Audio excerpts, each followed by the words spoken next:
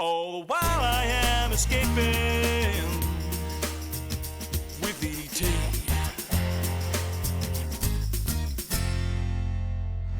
G'day, I'm E.T. and welcome to the show. Well, this week we've got an action-packed show in store. We're heading up to the Coffs coast to do a little bit of offshore fishing. Hopefully a few good fish there.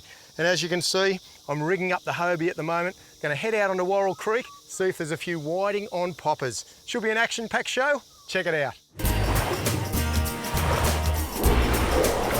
We get enough pan-sized snapper to open a good-sized restaurant.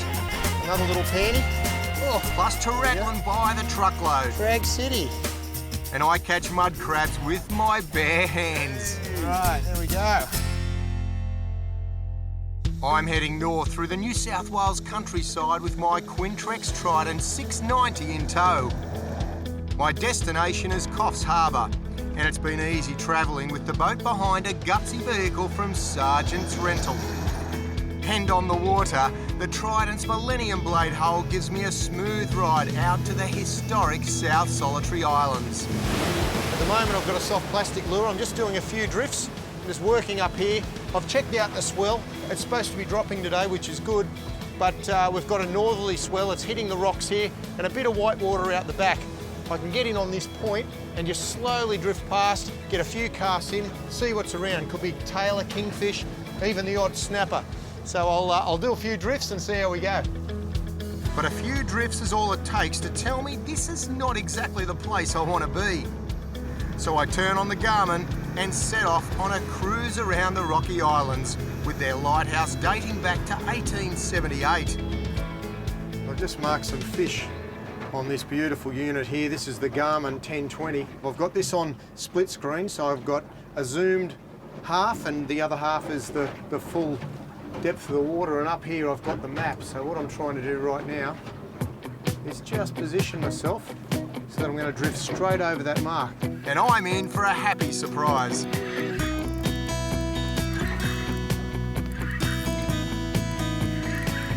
Quite funny, it feels more like a little snapper or something.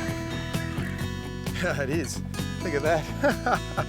Did not feel like a yellowtail. There we have it. First snapper to the boat of the day, and it's on the bait jig. I just had the bait jig just wound up off the bottom. I didn't want it right on the bottom. We're in about 30 metres of water, and I just basically put it straight down. And with the aid of, well, with the hope of catching some yellowtail and some bait fish, but this little bloke, just amazing. All right, baby. What about that?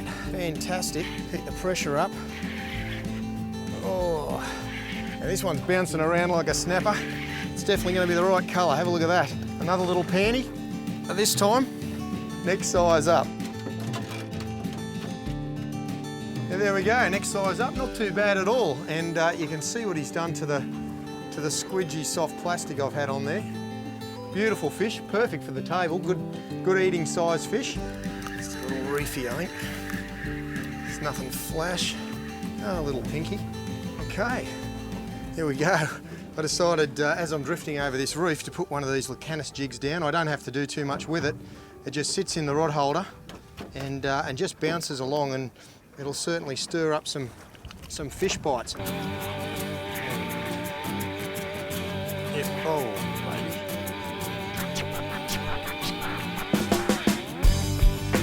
Not in that time. Third time luck. Gosh, he had a few hits. Oh, feels like a small snapper. He's going pretty hard. Yeah, he hit 3 times in a row on the soft plastic, and that's the beauty of soft plastics. They're not afraid of them at all. We'll put him straight back in. What a beaut little fish, eh? Now, if you've looked at snapper underwater before, and we've done plenty of that, the fish actually don't always hug the dead bottom. They're up through the middle section of the water, so right up to, can be only a handful of metres off the surface, all the way right down to maybe a couple of metres off the bottom. So they're swimming around through there, and that's where you want the soft plastic to be able to just work its way around. Nice and easy, look like a wounded fish. And these guys just come straight in and crunch. Now we're just coming up to the marks again. The wind has changed 3 times already on these drifts. Oh, yep, I'm on the back. There we go. Oh, there we go. That's the way. Hey, another beaut, little pinky. not a monster. I knew this Lecanus jig would certainly bring them undone. Oh yeah, just great fun, these guys. And every drift at the moment is, we're winding up with some lovely little table fish. Beautiful, not too bad at all, hey? That's a good little session. There we go. Gosh, there's some small snapper down there. Basically every drop is a little pinky. Oh, another little panty. Slide the hooks out. Another beaut little fish.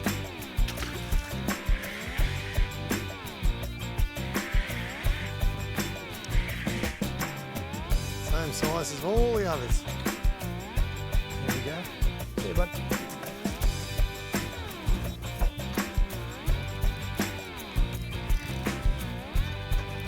This one feels just like the others. There we go, beautiful, look at that in the water. Gorgeous looking fish. And they never stop fighting right to the top. Oh, there we go.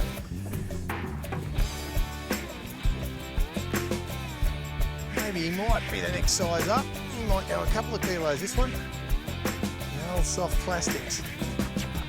They certainly do the job. Gosh, they've come a long way in the last 10 years. Here we go, snapper, is he the next size? Maybe just, maybe a couple. Yeah, I think he's gone up a little bit, hey? Oh, solid squire. Down in South Australia, they call them ruggers. Just a little rugger.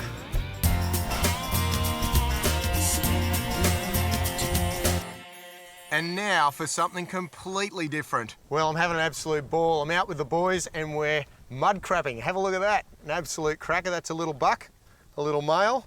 And we're cruising along the Nambucca River, right up in the shallows. And these guys who I'm with tonight, they're experts at just picking them up straight out of the mud. No net, no device at all, and just basically pinning them down, holding them up like this and putting them in the box for a good feed. This is not a sport for the faint-hearted. Yeah. No, it's dirty water now. You come flying out of there though. Good old foot. Don't do this if you don't know what you're doing. And make sure you're wearing shoes. Exactly.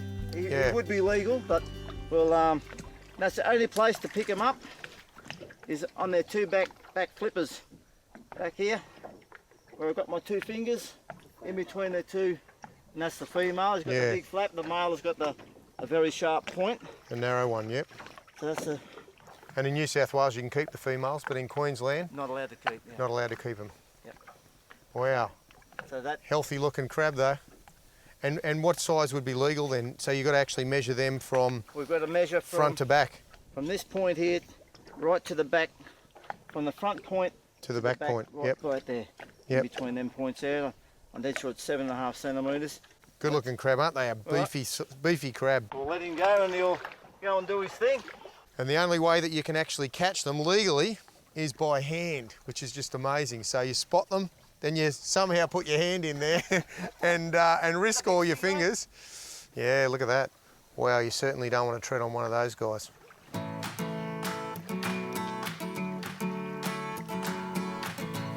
Wow. Another female. Gosh, they're active, but aren't they? Look at him, that, or her, look at her. She's really trying to bite something. Luckily, I haven't still got all my fingers. So Yep. I'll let her go up there. Where she was. You want to have a go at him, Andrew? Yeah. He's right there. You get him, I'll grab the next one. All right. Again. And another female. So it's good to see. There's a lot of females in the river. Females in the river, which is really good. Good to see them. Gosh. Beautiful. Ooh, I'm trying to find you a male one. Because the male ones, the nippers, are 3 times as bigger. Yep. Females have got the small nippers, yeah. And different times of the months they got more meat. Because they come out of hibernation, usually about October, November. Yep. They come out of hibernation and then they'll come out and they'll feed up till about February, March to April, and then they'll crawl all the way back up to the tops of rivers and bury back in the banks again, and they'll just go into hibernation. Wow. Long time to recover. Yeah, right. There's a crab right there, look at him. Yep. Sitting there. One. Yep. I'll let him sit there for a second. That's a good looking crab. And there's ways of too, if they're full of meat or they're empty with the meat, right in here. If you compress that in, it wobbles a little bit. Yep. He's not exactly really full of meat. Yeah, okay. If that's hard here, they're really full of meat. But he's not too bad. He's actually, I reckon he'd be about 70 or 80% full. Looks like he's going for the dinner plate. I'd say he's going in the box.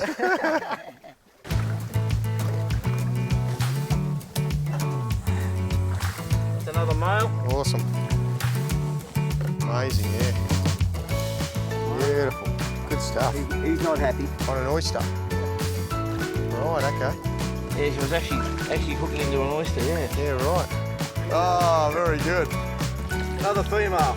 They're awesome. This is incredible, just walking along here and just seeing the crabs. So they come out on that incoming tide and up on the shallows and around the oysters and around the mangrove roots are probably a key part. Yep. We've spotted plenty of them along here. I think we'll have to send Andrew out front and then go and grab one soon, I think. Yeah, that's all right. Now pinning, like I said, nice and hard on the ground. Oh, you bugger. Oh, he's all right. Swing if you have to. Go now, put your foot on him. He's going in the mud. Now, what we're going to do is just go in behind and you'll feel that. You've got to be real slow now. Hey. All right, there we go. Yahoo! I missed him first swipe, but got him on the second. He's a big one. He's a big male. Oh, yeah. There we go. Go off, go and get in, Andrew. All right. Yep, he's a beautiful male. All right, let's throw it. Crab too. Beautiful crab. Yeah, there you go. Got one here, and the big fella right there. You grab yours, I'll grab mine. Where's the other one? Couple of beauties. Ah, yeah, male. Both males. Yeah, 2 males. Well, there you go. There were 3 there together. And I think, did you grab one? Yeah, I've got the... Kane's got one as well. The magnificent trio. Oh, that's fantastic stuff. And we've got plenty of mud crab on the menu for dinner tonight.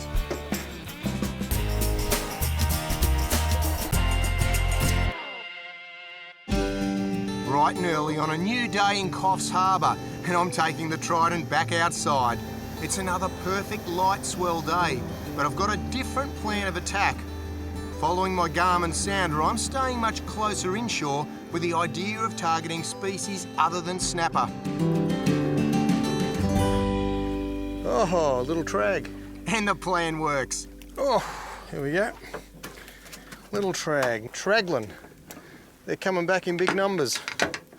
And these guys are making a huge comeback. They were wiped out almost a few years ago and the numbers were really down and you hardly ever caught one.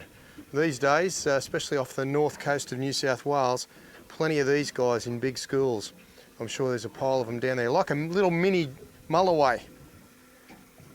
And they smell like a Mulloway. A bit on the nose, but a great eating fish as well. That's why so many of them were caught and not put back.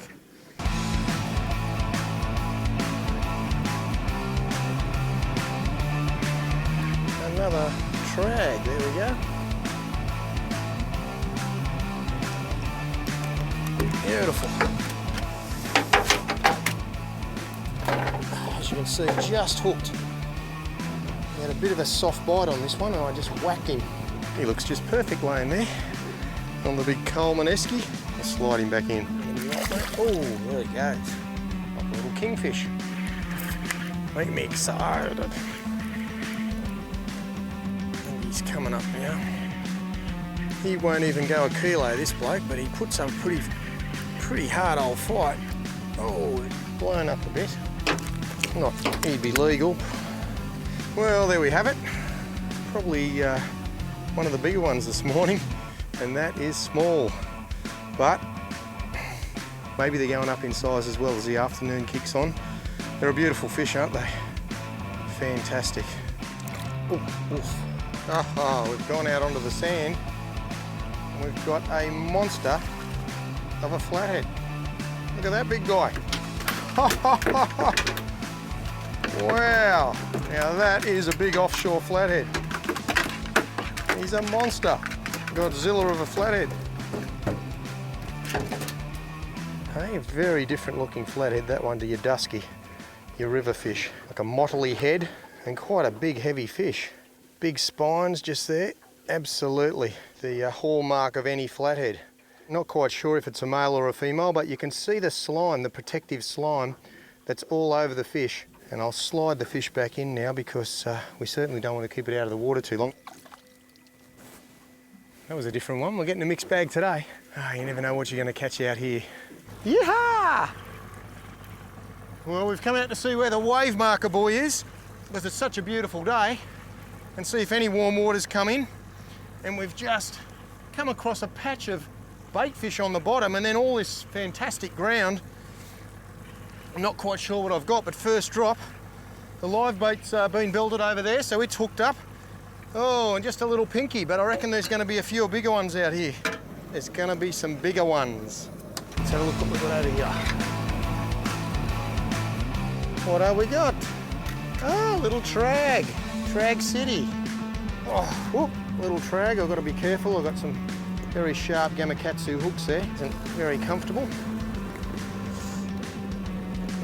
Boom, away he goes. Oh, hang on a minute. What's coming out? There's some things coming out chasing it. Oh, oh, they look like little rat kingfish. It's working it as a popper at the moment. Just up on the top, letting it rise and bloop. Just like that. Oh, yep, got him. And he just, gosh, they fight hard, these fish. Wow. Get him away from the boy. Come on, buddy. Oh. All right, there we go. Kingfish on the two deadly now. There's no way in the world I could have missed out there. Oh, just a little bloke. But wow, they're streamlined, aren't they? All the fins, look, just all curved back and down. And they're powering through, trying to catch that prey. And obviously escaping the bigger predators. And there'll be marlin through here in the next few months. And I reckon these guys, well, they'll be on the shopping list for the marlin. Away he goes. They're a beautiful fish. My kingfish rig was a Shimano T-Curve TK3 2.3 metre rod with a sustained 6,000 reel. 20-pound braid, Power Pro or fins are my favourite. 20-pound fluorocarbon trace. And the unique two deadly lure, which you can use both as a surface popper or diver.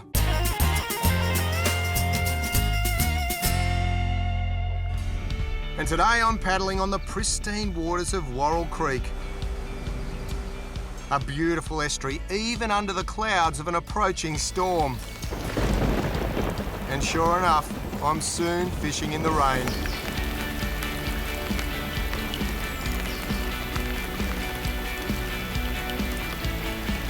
But almost as soon as the clouds clear...